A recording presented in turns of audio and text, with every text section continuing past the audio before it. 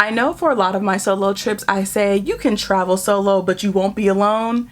That doesn't apply to Copper Canyon. You will be alone. Hi, welcome back to my channel. My name is Sojourner if you're new here, and this is Sojournies, and today we're talking about my solo trip to Copper Canyon and my ride on the Chepe Express, which if you had not seen my previous vlog, you should go back and watch that before watching this video. So I'm going to be talking about things that I learned and mistakes I made when I was planning my solo trip to Copper Canyon and to take the Chepe Express train ride. So some quick facts and things you should know about Copper Canyon itself.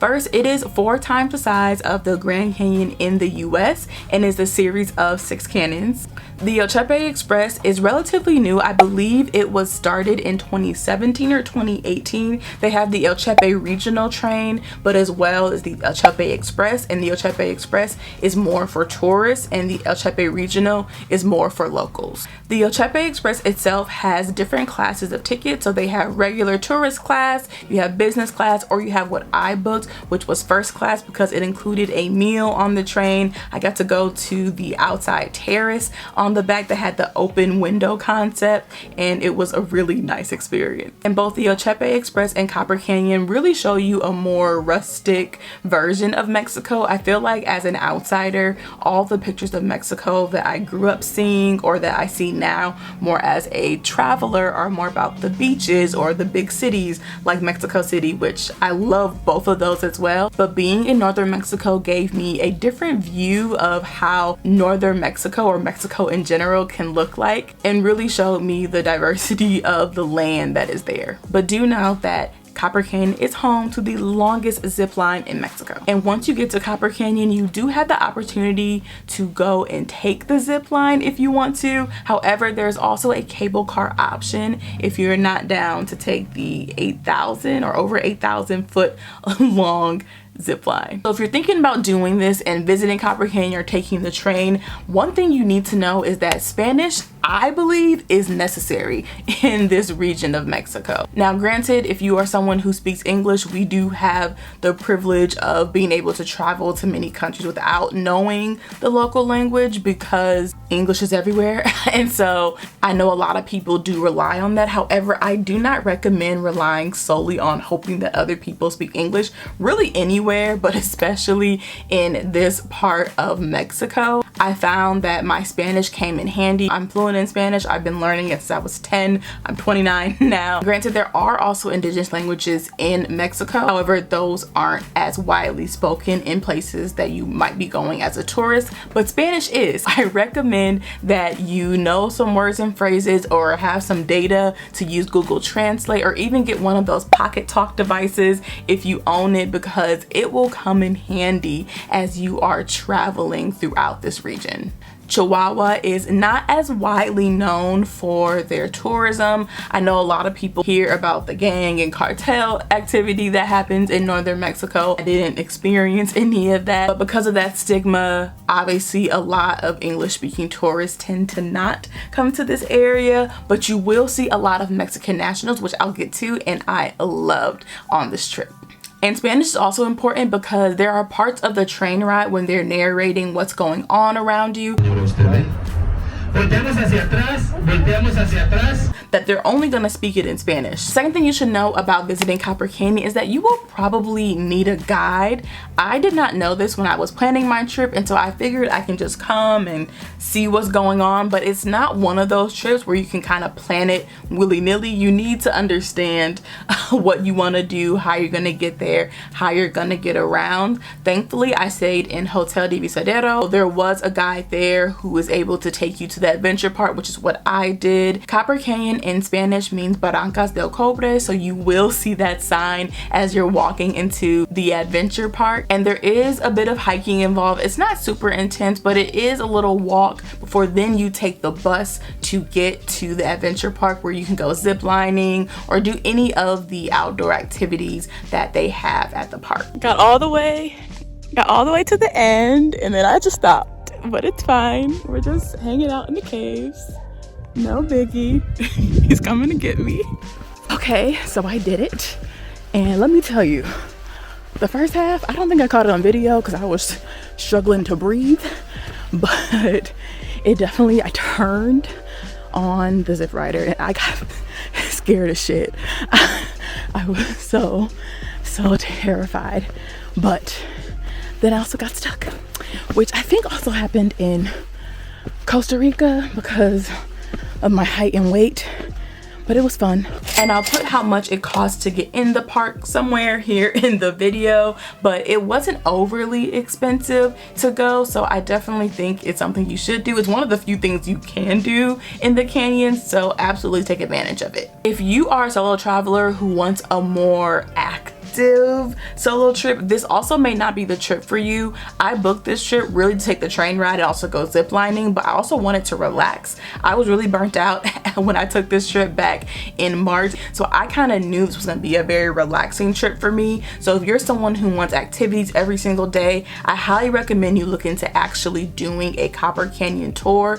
I will link one of the ones that I saw while I was there. Even though I am a solo traveler, there were a lot of tour groups who were visiting the canyon, and so there are options to do longer tours. And even on the train, I met some Mexican women who were all traveling solo but ended up on the same tour. So there are other solo travelers who do take the tours.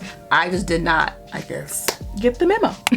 Which leads me to my third point that I really love, was that I was one of the only non-Mexican tourists that I saw or even engaged with throughout this trip. There were maybe like 5 to 7 people who I happened to eat dinner with at one of the hotels or met on the train, but for the most part, the majority of tourists who are in Copper Canyon and taking the Chepe Express are other Mexicans or Mexican Americans that come from different states around Mexico. And I thought that was pretty cool because most tourist activities are often inaccessible or not catered to people who live in the country. A lot of the times the tourist activities are catered to outsiders, so it was actually pretty refreshing for me to see that and to know there are certain activities that locals also want to enjoy themselves. Despite meeting a lot of people, this was the first solo trip where I truly felt like I was alone. And I didn't know if that was a good thing or a bad thing in the moment. Most of the time when I am traveling solo, which you all have seen in Guatemala and also on other train trips, I always end up meeting other people, so I'm not 100% alone. But that was not the case for this train ride. I actually spent quite a bit of time alone and I wasn't mad at it. But again, if you are looking for a more robust interactive experience, then perhaps booking this trip solo is not for you. But for me, I absolutely ended up loving it. There were also some days where it was rainy because I went in March, so I was able to truly relax in this very expensive hotel that I paid for that I'm going to get to in a second, and also enjoy the food and not feel rushed to look at things or go sightseeing. I did a lot of writing and reading, and it gave me a lot of what I like about train rides, but in a adventurous black girl luxury hotel kind of way. However, some of the hotels like Hotel Mirador did have a few activities I was able to plan. So I did a wine tasting. Porque permanece al centro hacia atrás de la lengua. Just finished wine tasting. I was the only person who signed up for this today, so I got a personal wine tasting session, which was really dope. Fernando was great, explained to me all of the wines and everything. A great end to my day, and now it's time to eat. But yeah, I got to talk to him, got to use my Spanish, which I didn't record. We had a great conversation. Your girl's Spanish still intact, and yeah, it's been a great day. And if you can tell I'm tipsy, mind your business in the comments. Okay, I am, and loving it.